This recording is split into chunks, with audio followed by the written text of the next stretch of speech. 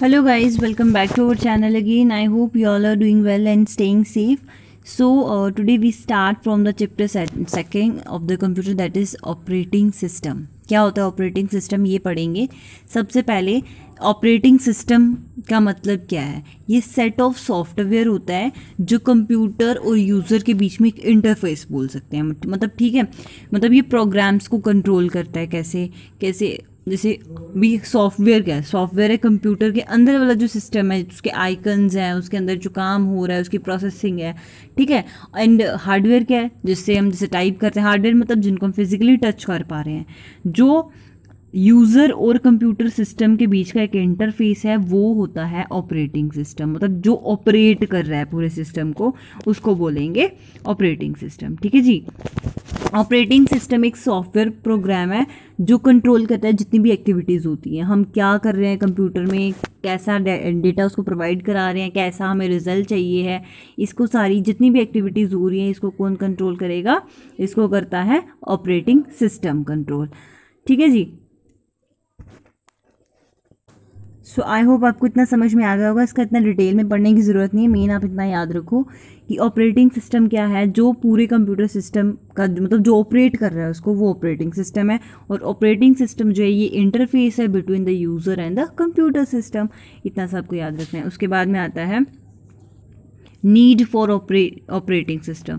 अब ये operating system की ज़रूरत क्या है और क्यों है. ऑपरेटिंग सिस्टम की ज़रूरत क्यों है, मतलब अगर ऑपरेटिंग सिस्टम नहीं होगा तो क्या हो जाएगा.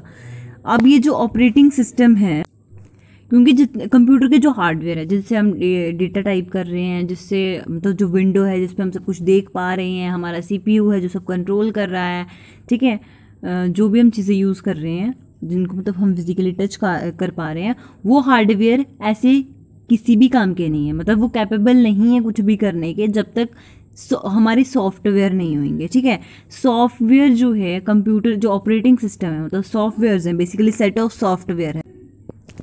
अब नेक्स्ट है नीड्स फॉर ऑपरेटिंग सिस्टम. या ऐसे बोल सकते हैं why we need for operating system. हमें ऑपरेटिंग सिस्टम की ज़रूरत ही क्यों है. ठीक है. अगर हमारे पास कंप्यूटर है, हमारे पास हार्डवेयर है, हमारे पास जिससे हम डेटा टाइप कर पा रहे हैं, जिसमें कंप्यूटर में इंफॉर्मेशन हम प्रोवाइड कर पा रहे हैं, फिर हमें ऑपरेटिंग सिस्टम की मतलब की ज़रूरत है क्या. तो अगर ऑपरेटिंग सिस्टम ही नहीं होगा तो हार्डवेयर जो है वो किसी काम का नहीं है. वो कुछ भी नहीं कर सकता है बिना ऑपरेटिंग मतलब बिना सॉफ्टवेयर के.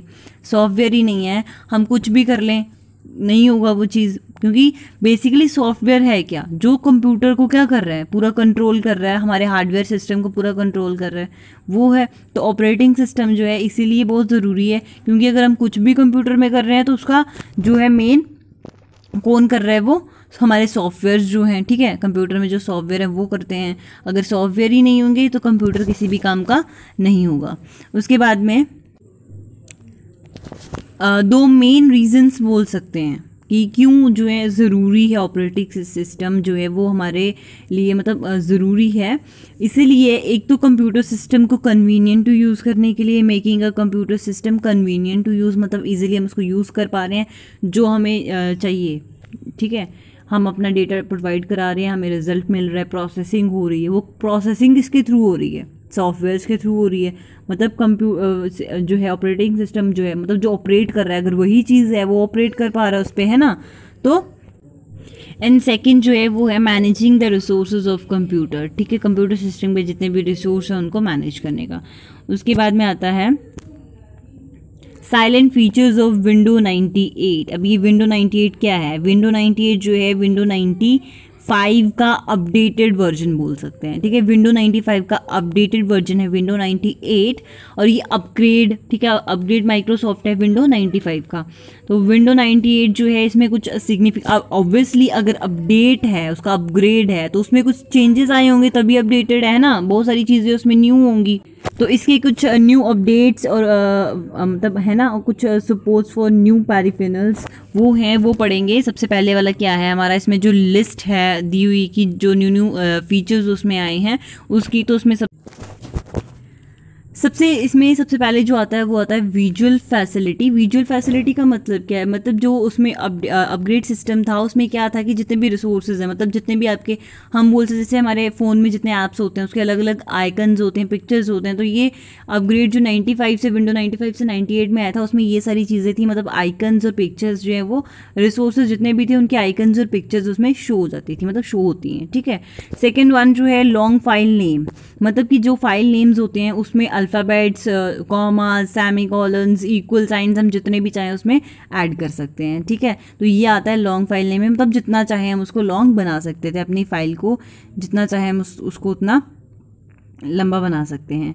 उसके बाद में आता है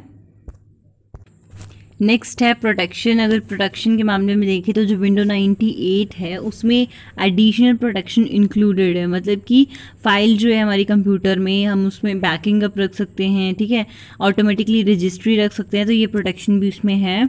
उसके बाद में नेक्स्ट फोर्थ है customisable taskbar. Customisable taskbar में क्या था कि जो विंडो 95 थी उसके एज कंपेयर में जो था विंडो 98 उसमें बड़े सारे ऐसे अच्छे और नए फीचर्स आए थे टास्क बार में ही जो विंडो 95 और NT में नहीं थे, ठीक है।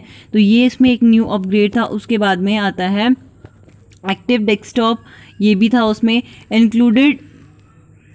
इसमें क्या है कि यूज़र जो है ना वो अपने तरीके से अपने डेस्कटॉप को कस्टमाइज़ कर सकता है, ठीक है, मतलब ये जो अपग्रेड था ये उसको जो है अलाउ करता है कि यूज़र जो है वो अपने डेस्कटॉप को अपने तरीके से जो है वो उसको जो है कस्टमाइज़ कर सकता है। उसके बाद में आता है मल्टीटास्किंग। मल्टीटास्किंग का मतलब ही क्या है, मल्टीटास्किंग का मतलब ही क्या है, मतलब एक टाइम पे हम ज़्यादा काम कर सकते हैं, है ना। तो विंडो जो है ये जो अपग्रेड आया है ये हमें मतलब प्रोवाइड करता है यूज़र को, इतनी फैसिलिटीज़ दे रहा है कि वो एक टाइम पे ज़्यादा काम उसमें कर सकता है, मतलब एक ही टाइम पे वो ज़्यादा चीज़ें कंप्यूटर में परफॉर्म कर सकता है, एक से ज़्यादा एक ही टाइम पे वो क्या कर सकता है, मतलब प्रिंट आउट ले सकता है, स्प्रेडशीट्स, कैलकुलेशंस एडिट कर सकता है, जो भी डॉक्यूमेंट में उसको एडिशन करनी है, एडिट करना है वो कर सकता है, ठीक है, एक ही टाइम पे वो सब कर सकता है। ये जो था न्यू एडिशन जो है उसमें ये चेंजेस थे। उसके बाद में plug and play. Plug and play में क्या है, प्लग एंड प्ले में इसमें क्या था, PNP सपोर्ट इम्प्रूव हुआ है and detect device even better than window 95 से अच्छा इसका जो है वो हम डिटेक्ट डिवाइस जो है इसका उससे ज़्यादा अच्छा है। And next and the last option, last वाला है इंटरनेट एक्सप्लोर। तो एज़ कम्पेयर टू 95 विंडो 95 98 जो था वो ज़्यादा इंटरनेट एक्सप्लोर कर पा रहा है, ठीक है। तो ये था आपका कुछ विंडो 98 का जो मतलब जो अपग्रेड था 95 का वो उसके बारे में कुछ दिया था कि क्या उसमें चेंजेस थी इसके अकॉर्डिंग, एंड ऑपरेटिंग सिस्टम का थोड़ा बहुत। तो मुझे नहीं लगता है आपको ज़्यादा डीप पढ़ने की ज़रूरत है फॉर द BLW एग्ज़ाम। आपको मतलब पता होना चाहिए बस चीज़ों का कि इसमें क्या है और ऑपरेटिंग सिस्टम क्या होता है। एंड विंडो 95 जो है अपग्रेड हुआ तो उसमें क्या क्या फ़ीचर्स नए आए थे और जो फीचर आए उनका मतलब है क्या। सो अगर आपको वीडियो अच्छी लगी हो तो प्लीज़ मेरे चैनल को सब्सक्राइब करना, वीडियो को लाइक करना एंड शेयर ज़रूर करना। Thank you.